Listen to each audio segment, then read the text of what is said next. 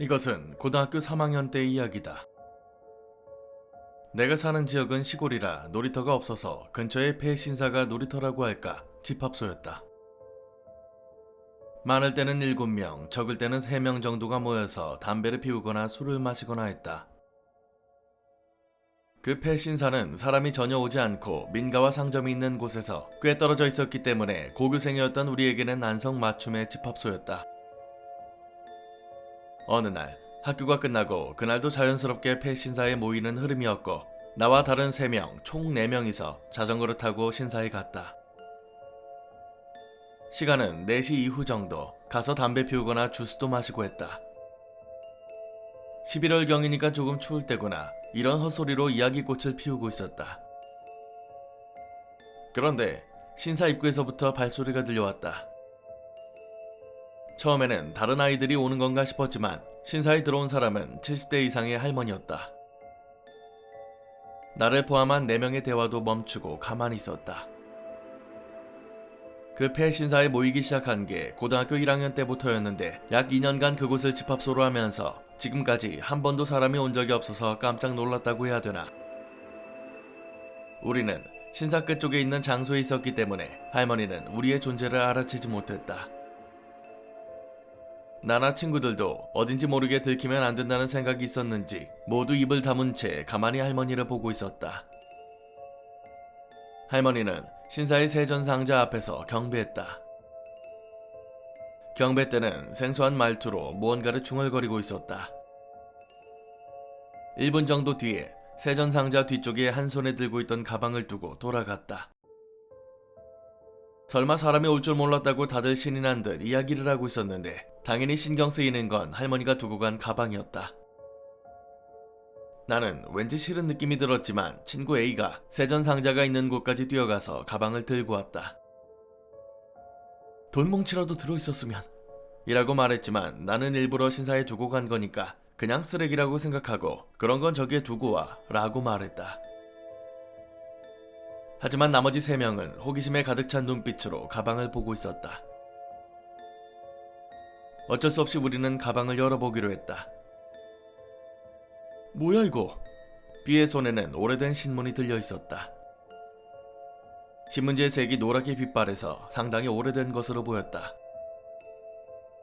기사 내용은 잘 기억나지 않았지만 어려움의 좌초, 체포 이런 문자가 쓰여있던 것은 기억난다.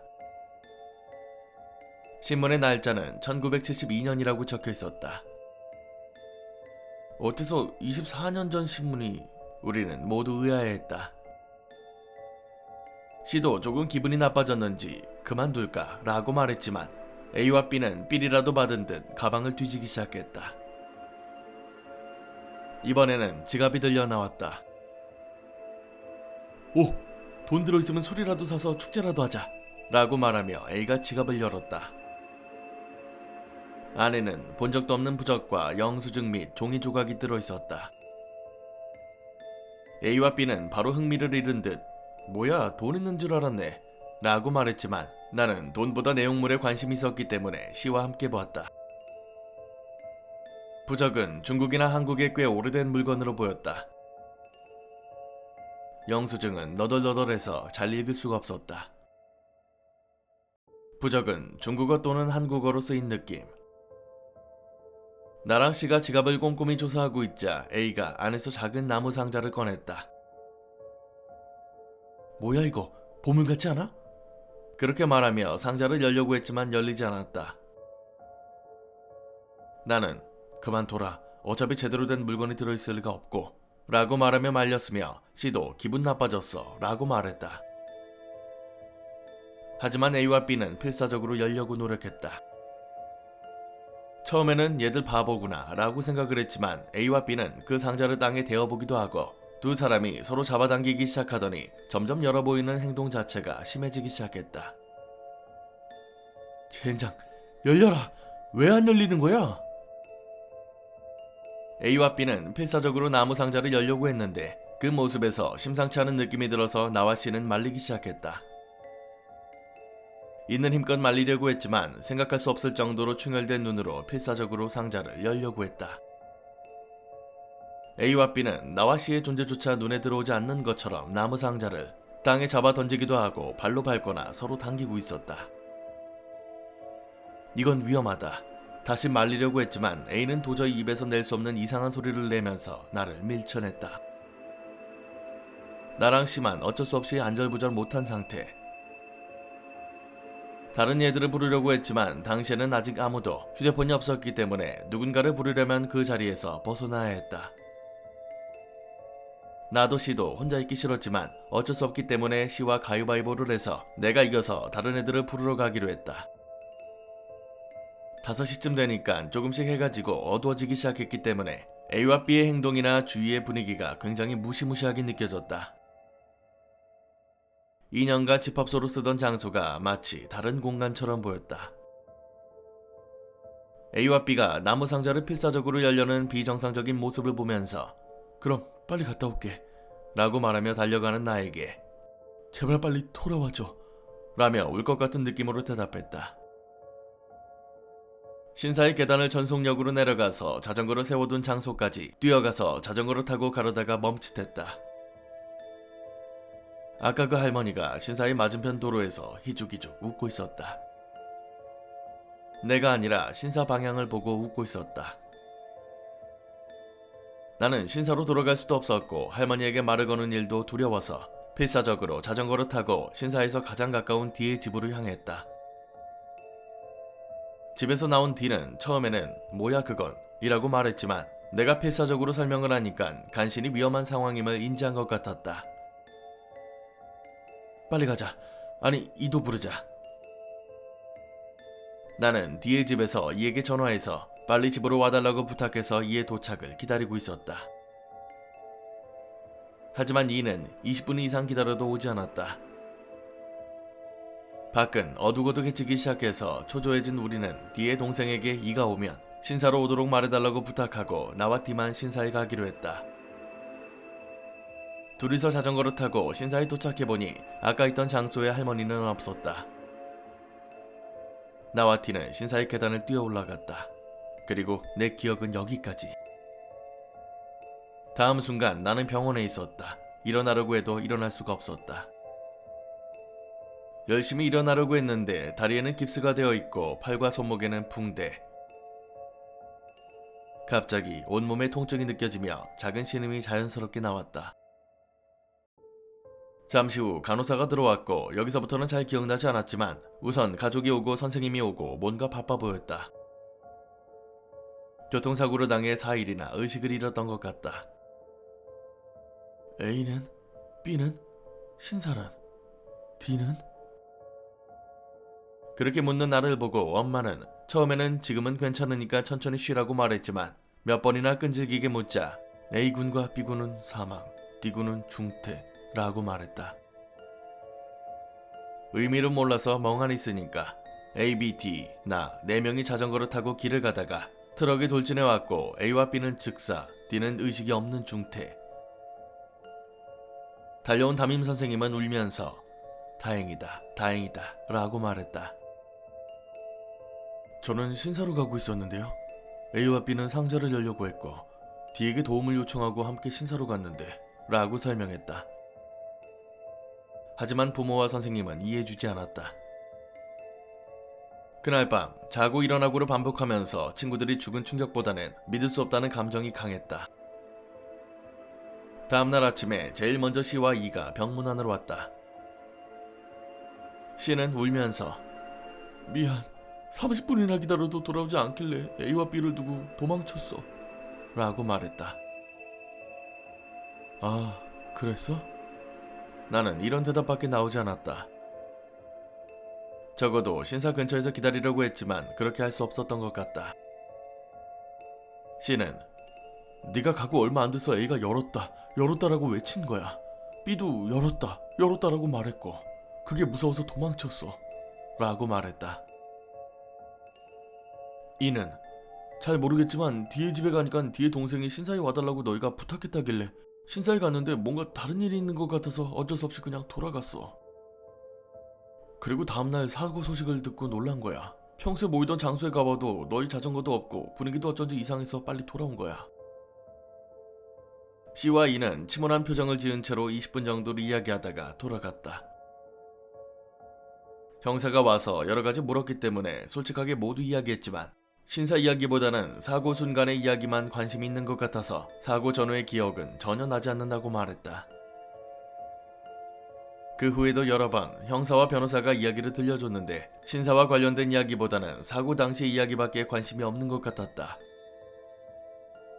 사고를 낸 트럭 운전사는 정신질환을 가지고 있었고 사고 후에는 도주하다가 자살 시도를 한 것 같다.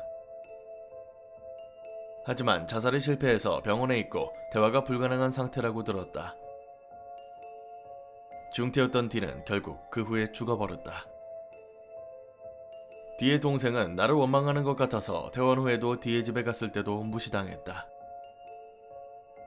나는 원래 도쿄의 대학에 진학이 정해져 있었기 때문에 한 달만 등교하고 3월에 졸업했다. 주변 사람들은 이상할 정도로 나를 부드럽게 대해줬지만 나는 그게 어색해서 C와 E하고는 거리를 뒀다. C는 4년 전에 자살한 것 같다. 나는 오랫동안 고향으로 돌아가지 않아서 자세한 이야기는 모른다.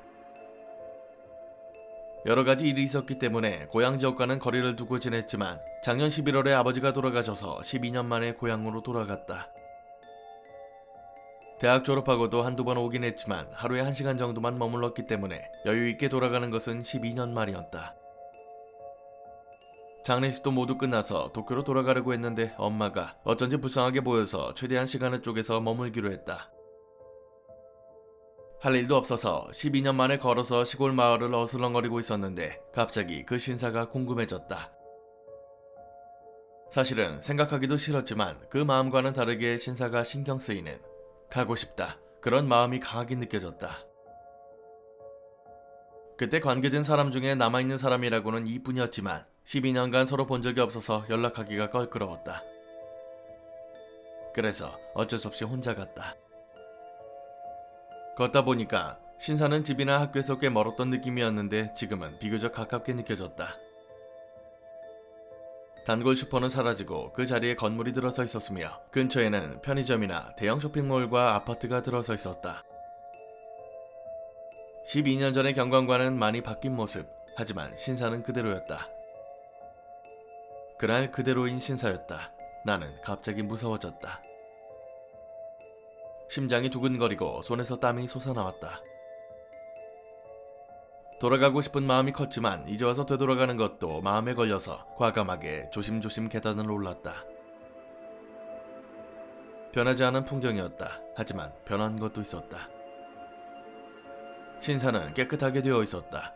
세전 상자와 건물도 깨끗하게 대리석길로 되어 있었다. 근처에는 소녀가 빗자루로 청소를 하고 있었다. 귀여운 아이였다. 나는 낯을 가리는 타입이지만 평소에는 절대로 말을 걸지 않지만 신사의 변한 모습에 도취해 주저없이 얘기했다. 실례합니다. 저는 10년 정도 전에 이 신사에 왔던 사람입니다만. 그러자 여자는 네? 라고 대답했다. 10년 정도 전에 오고 그 뒤로 와본 적은 없습니다. 소녀는 기다려주세요 라고 말하며 빗자루를 두고 사람을 부르러 갔다. 나는 주위를 살폈다. 12년 전에는 없었던 신사 옆 아파트 발코니에서 빨래를 말리고 있는 주부가 보였다. 무슨 일로 오셨습니까? 신사의 제주로 보였지만 사복을 입은 우아한 용모의 중년 남성이 다가왔다. 소녀는 내게 가볍게 인사하더니 다시 빗자루를 가지고 다른 곳을 청소하기 시작했다. 죄송합니다. 12년 전에 라고 설명을 하니까 제주도 놀란 표정을 지으며 이야기를 들었다. 나는 대충 이야기를 했다. 의신처로 머물렀던 일, 할머니 이야기, 사고 이야기. 와, 그렇군요. 실은 이 신사가 3년 전에 땡땡 신사로 분사되면서 다시 흥하게 되었습니다. 설마 이런 이야기를 들을 줄은 생각도 못했습니다. 그 상자는 아마 그때 열렸겠죠? 그것은 일종의 명계의 문 같은 것으로 저도 실제로 만져본 적은 없습니다만. 명계의 문이라는 건 무엇입니까? 그 상자는 어디로 갔나요? 그 상자에는 여러 가지 호칭이 있고 신사 내에서는 단순히 상자라고 부르고 있습니다. 제가 여기에 오기 전 반년 전에 전임자가 실종되었거든요. 자세한 이야기는 저도 듣지 못해서 알 수 없습니다만 전임자가 그 상자와 관련되었다는 이야기를 들었습니다. 그래요, 그 꺼림칙한 상자. 친구들이 죽은 것도 뭔가 원인이 있나요? 모르겠습니다. 목숨을 빼앗을 수 있을지도 모르겠네요. 그럼 실례지만. 제주는 나를 위해 어떤 의식을 해주겠다고 말했다. 제주는 제주용 의상으로 갈아입고 30분 정도 삼엄한 분위기 속에서 의식을 치렀다. 나는 정주한 상태로 의식을 받으며 소녀에게 자연스럽게 미소를 지었다. 소녀도 미소로 대답하더니 방에서 나갔다. 잊으십시오. 인생에서 우연히 지나가는 괴한과도 같은 것이니. 의식이 끝나고 제주에게 인사를 하고 집으로 돌아갔다. 그 후 도쿄로 돌아가서 다시 평범한 생활을 이어가고 있다. 도쿄로 올라온 지 며칠이 지났을 무렵 꿈을 자주 꾸게 되었다. 3일에 한 번은 꾼다. 그날 디와 함께 신사에 도착한 후의 광경이었다. 신사에 도착한 후에 사고를 당하기까지의 내용이 단편적으로 꿈에 나왔다. 하지만 꿈의 내용은 내가 알고 있던 내용과는 달랐다. 사고의 원인은 운전자의 책임이 아니라 나와 D가 A랑 B하고 도로에서 몸싸움을 하는 와중에 트럭이 충돌하는 내용이었다. 그 밖에도 신사의 경내에서 무서운 것을 보는 꿈을 꿨다. 내용은 그 누구에게도 말하지 않았다. 꿈의 내용을 입에 담으면 아주 무서운 일이 일어날 것 같기 때문이다. 최근 들어서 나는 이게 꿈이 아니라 잃어버렸던 기억은 아닐까라고 생각한다.